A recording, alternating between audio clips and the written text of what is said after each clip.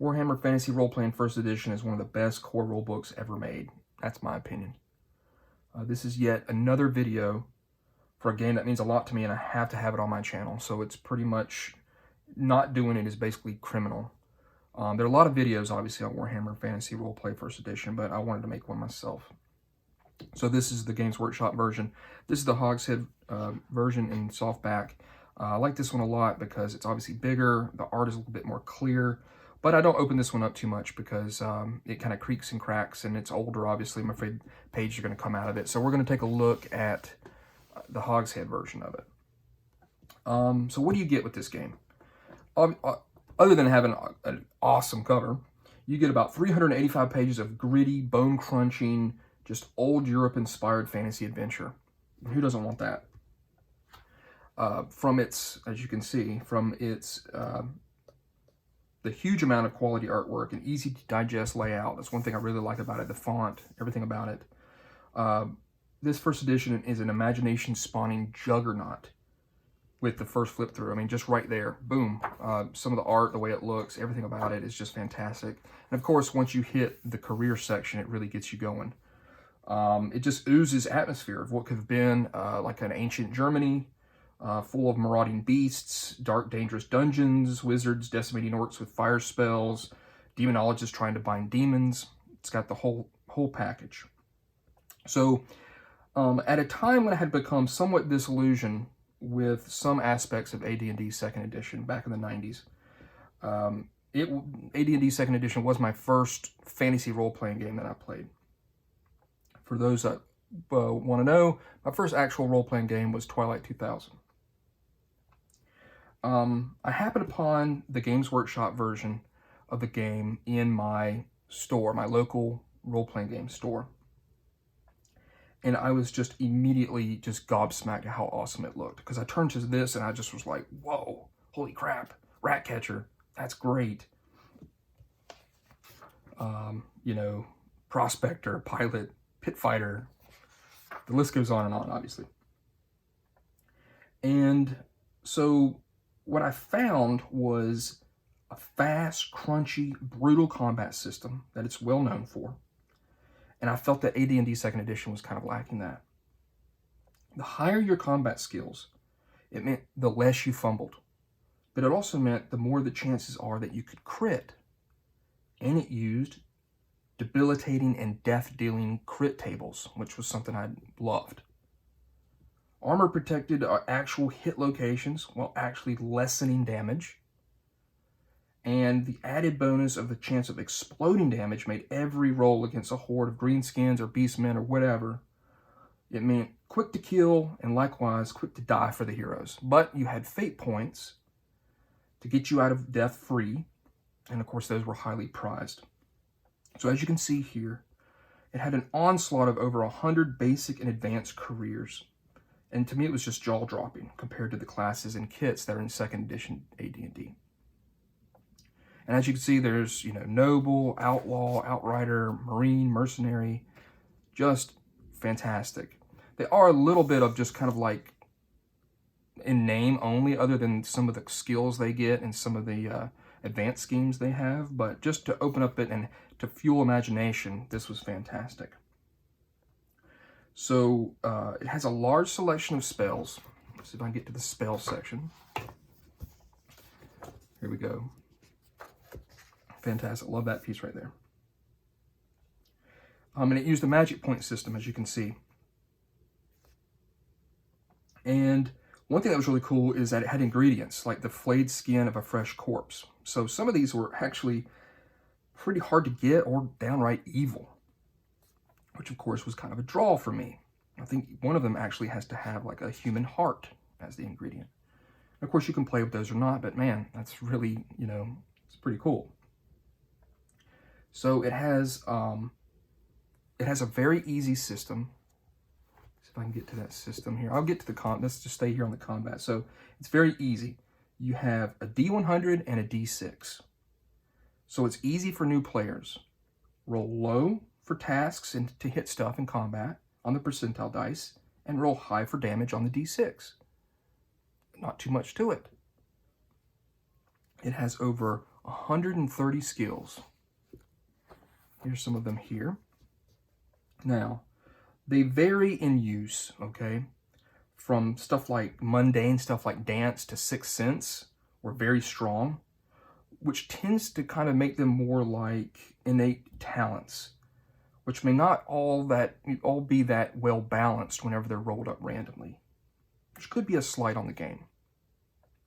Most of the skills, though, they modify attribute totals, so it makes the attributes more of a primary focus. In the back here, as you can see, as I just turned right to it, because I'm awesome, it has setting rules for the old world, including deities, demons, lords of chaos, and known locations, as you can see here, in the Empire and in the surrounding lands. That was something that was awesome, too. It was like, wow, this is such a complete package. There's a large bestiary, which I'll flip to. There you go. There's a bunch of undead. And, of course, great art to help pad it up there. Love that. Love this guy. He's having a bad day. He stepped in something. I don't know how you didn't see that. So it includes demons, dragons, and some monsters that have been kind of abandoned by Games Workshop. One in particular that I always loved was the Famir. If I can find it, there they are. I love this piece of art. I love how that was. It has almost kind of like a dark crystal feel to it. So it has a fantastic magical weapon creation table that makes rolling them up exciting whenever your characters have pretty much brought down some sort of turd and then they've taken their stuff, so you can roll that up. That's very cool. And it's topped with a great adventure here in the back that we played and we absolutely loved, the Oldenhauer contract. So, I mean, there's just so much to go through with this. And I love this, the typical buildings of the old world. I like that section a lot, taverns and temples and stuff. So, that being said, there are some issues with the game. And a lot of these, of course, can be house ruled. The internet's full of these fixes. You know, there is pretty much the core issues that happen with it are a little bit more abstract. There's a dwarf, of course, that's tougher than a dragon. And sometimes changing careers or starting a new career path can be a little bit weird with spending experience points, which you'll spend a bunch when you get them because everything needs experience points, new spells, changing careers, getting advances in those careers. And at some point it looks like you've got this long list of jobs like on a resume, but there may be simply no further bonuses to your attributes from the different classes, such as these right here. And so you may have kind of like ended the character, kind of fulfilled what they need to do. They can't go to any more careers, and they may need to consider just kind of hanging up their weapon and settling down and retiring. But ultimately, like I said, the internet has a lot of these fixes, and it doesn't take away from the fundamental core that is this Warhammer Fantasy First Edition. It's to absorb kind of an old European vibe. Name your character after some sort of German-sounding name, and then seek out riches and adventures in the forest, the deep, the dense cities of cutthroats, dungeons, and ruins of the Empire and beyond. And of course, it's enhanced by the plethora of Warhammer fantasy novels, which I read, or a lot of them, and it really helps just kind of get the feel, I love that piece there, of the world, and helps you, of course, whenever you're running it. So there is Warhammer 2nd Edition, and I gotta say this about it. I know it's loved by many, but I never made the jump to it. The game fixes many of the technical oddities of 1st Edition, but also comes with a price tag. Back then, and of course today, if you want to get the actual books. And at a time back then when I felt like this book pretty much had everything that I could want, I wasn't about to just toss it aside and start getting thin hardback books that honestly, it really kind of irked me. I wasn't into collecting like vast amounts of splat books. Love that piece. It's a good game. 2nd Edition's a good game. I just didn't want it. It's just that simple. And I haven't. Now, looking back at my history of role-playing games, I made brash decisions, and I was kind of stuck in certain ways of thinking. But I have no problem eating crow nowadays. The issue I had with AD&D 2nd Edition, I no longer, which I thought, of course, Warhammer Fantasy fixed, I no longer have those issues. I love both games. They're two of the best fantasy role-playing games I've ever played. With that being said, Warhammer Fantasy Roleplay 1st Edition is, of course, available in PDF on Ttrpg. I've got a link down in the description. It's $10, which I think is an absolute steal. It is of the Hogshead version, which does have some issues. Still has some errata to it, but maybe one day they'll fix it.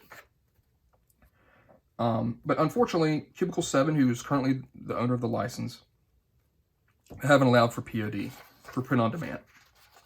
And that sucks. But I guess it's to push people towards their 4th edition of the game. And so you'll need to go to eBay or some other avenue in order to get a physical copy. Each edition has its fans, and I definitely put myself in the 1st edition camp. So check the game out if you want to see, kind of where it all started with Warhammer Fantasy Roleplay. I think you'll be very pleased. So thank you for watching. I hope you'll subscribe and look forward to my next video. Later.